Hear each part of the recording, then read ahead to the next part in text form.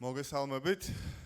ისე მოხდა, რომ სამეგრელოში პირველად 1993 წლის 29 სექტემბერს მოვხვდი, როდესაც ჩემმა ოჯახმა ენგური გადმოკვეთა. 6 კვირა ვიცხოვრეთ მაშინ ჩვენთვის უცნობ ოჯახში 54 ადამიანთან ერთად. თანადგომის და სოლიდარობის ეს ამბავი სამუდამოდ ჩაიბეჭდა ჩემ გონებაში. ეს იყო ჩემი პირველი შეხვედრა სამეგრელოსთან. 3 დღის წინ საოცარმა 75 წლის ქალმა ხურჩაში მითხრა, რომ მისი სახლის ჭერმა კიდევ უფრო მეტი ადამიანი შეიფარა იმ დღეებში. ეს არიან გმირები, რომლებიც ჩვენ საზოგადოებაში ცხოვრობენ. ასეთი გმირები ბევრი ყავს და ჩემ წარმოდგენაში მართველები და მთავრობა ამ ქვეყანაში უნდა ასხივებდნენ მათ ღირებულებებს.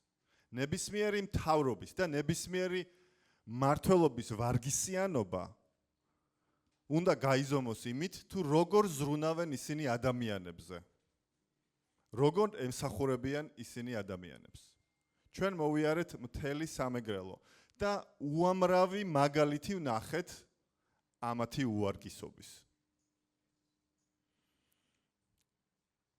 ქართულმა სახელმწიფომ დააღალატა დევნილები და ვეტერანები ჯვარში. ისევე როგორც სხვაგან. ემიგრაცია ისეთივე პრობლემაა აქ, ისევე როგორც დანარჩენ საქართველოში.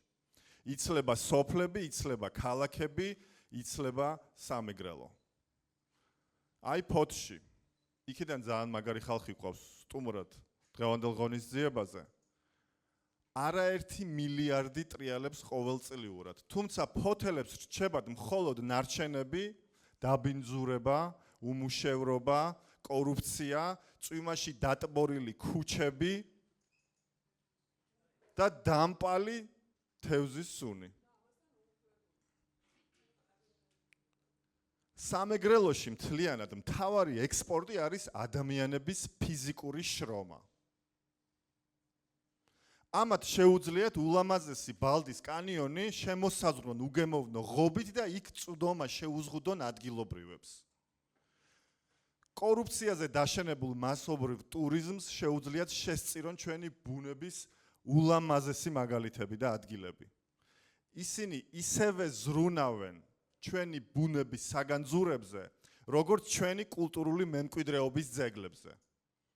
გინდათ რუხში, გინდათ ნოჯიხევში, ან ნებისმიერ სხვა ადგილას. ხელის გაწვენაზე ჩვენგან ძალიან ახლოს ქართული ენა აკრძალეს. ქართული ცეკვა აკრძალეს. გმირი მასწავლებლები მალულად სახლში ასწავლიან ქართულ ენას. და ჩვენ ქართულმა სახელმწიფომ იმის ნაცვლად, რომ დამატებით ინვესტიციებს ვდებდეთ ზოგადად ქართული ენის განვითარებაში, რომელსაც გამოწვევები აქვს თანამედროვე ეპოქაში, ხელოვნური ინტელექტის ეპოქაში. იმასაც კი ვერ ვახერხებთ, რომ დისტანციური სწავლების შესაძლებლობები მივცეთ გალელებს. იმას, რომ ზუგდიდში იყოს თანამედროვე ბიბლიოთეკა და ენის ცენტრი, ამითი მაინც რომ გავაძლიეროთ ისინი. ენგურზე არ შეგვიძლია გქონდეს ადამიანზე ზრუნვის ელემენტარული ინფრასტრუქტურა. ხურჩა და წყოუში არ გავს არგუმენტს იმისას, რომ ჩვენ დეოკუპაციაც შეგვიძლია და დეოკუპაციის შემდგომი ეკონომიკური განვითარებაც. მეგრული ენა სულ ზღაფავს. აქეთკენ მიდის ეს ტენდენცია. მეგრული ენის დაკარგვა იქნება ჩვენი კულტურული გაღარიბების და ზოგადად ჩვენი ეროვნული დეკადანსის უტყუარი გამოხატულება. ამათ მეხსიერების პოლიტიკაც არეული აქვთ. ჩვენს ქვეყანაში რუს უნდა ერქვას ოკუპანტი, ერეკლეს უნდა ეჭიროს ხმალი და ხურჩაში უნდა იყოს გიგას მემორიალი.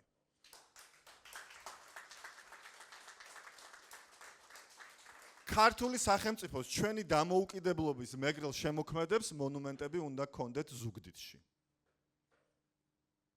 სამეგრელოს უნდა გქონდეს ღრმაწყლოვანი პორტი, რომელსაც სწრაფი რკინიგზა დააკავშირებს საქართველოს აღმოსავლეთ კიდესთან. ამ პორტიდან მთავარი ექსპორტი არ უნდა იყოს ადამიანების ფიზიკური შრომა. მის გარშემო უნდა არსებობდეს ინდუსტრიული წარმოების, სერვისების განვითარების, ტექნოლოგიების დახვეწის, სოფლის მეურნეობის პროდუქციის ექსპორტისთვის საჭირო ინფრასტრუქტურა. და ეს ექსპორტი უნდა გადიოდეს ევროპულ ბაზარზე. იქ, სადაც ჩვენი ადგილია. იქ, სადაც თავისუფალი ვაჭრობაც უნდა გქონდეს და წევრის სტატუსიც. დღეს სამეგრელოში ჩაის მასშტაბურად წარმოების და მაღალი ხარისხის ჩაის ექსპორტი არის ისეთივე მოგონება, როგორც ფოთში ნაწარმოები ნავები, რომლებიც ოდესღაც ოკეანეებს კვეთდნენ. ეს მიღწევები ჩვენს მეხსიერებაშია, ჩვენს ტრადიციებშია, ჩვენს ხალხს ამის კეთება შეუძლია. ეს არის ამ ქვეყნის მომავალი. და ამ მომავლისთვის ყველამ ერთად უნდა ვიბრძოლოთ. ამათვის არა მხოლოდ უცხოა სოლიდარობა, რომელზე ლაპარაკითაც მე დავიწყე ჩემი სიტყვა. არამედ სოლიდარობის და ერთმანეთთან თანადგომის მაგალითები მათთვის საფრთხეა. ილიაუნის აქცია მათთვის საფრთხეა. ხურჩაში მიტანილი წიგნები, რომელიც გულისხმიერმა ადამიანებმა გამოუგზავნეს მათ, ვისაც ეს წიგნები ყველაზე მეტად ჭირდება, მათთვის საფრთხეა. იმიტომ რომ სოლიდარობა, ერთად დგომა, სიკეთე, განათლებაც მათთვის საფრთხეა. ხარისხიანი განათლება უნდა იყოს ჩვენი მომავლის ყველაზე მნიშვნელოვანი საწინდარი. ჩვენ გვჭირდება ფოთი ისე როგორც ის ჩაიფიქრა ნიკო ნიკოლაძემ. ეს უნდა იყოს ყველაზე მდიდარი ქართული და ევროპული ქალაქი, რომელშიც პორტი და ქალაქი თან არსებობს და სადაც შექმნილი ეკონომიკური დოვლაცით რჩება ადგილზე. ეს უნდა იყოს პრინციპი თვითმმართველობის განვითარების ჩვენს ქვეყანაში. როდესაც სწორი ეკონომიკური პოლიტიკა, სწორი საგარეო პოლიტიკა, კარგი მმართველობა და ძლიერი თვითმმართველობა, კანონის უზენაესობა და მაღალი მასშტაბის, დიდი მასშტაბის პირდაპირ უცხოური ინვესტიციების შექმნის დოვლაც და მაღალანაზღაურებად სამუშაო ადგილებს, ეს ყველაფერი უნდა დარჩეს ადგილზე. და როდესაც ჩვენ გვეყოლება მთავრობა, რომელიც იდგება იმ ღირებულებებზე, რომელიც ჩვენს ხალხშია და სოლიდარობის და თანადგომის ის ჟესტები იქნება არა ინდივიდუალური მოგონებები და ინდივიდუალური გმირობა თუ სიქველე, არამედ ჩვენი მთავრობის მოქმედების პრინციპი, ადამიანებიც გაიხარებენ. ადამიანებში გაჩნდება იმედი და რწმენა, რომ უკეთესი მომავალი შესაძლებელია. მათ ექნებათ რაღაც კარგის რეალური მოლოდინი და გამარჯვების მოლოდინი და ისინი გაიღიმებენ ჯვარშიც, ხურჩაშიც, ფოთშიც, ზუგდიდშიც და ბოლოს და ბოლოს სოხუმშიც. მადლობა.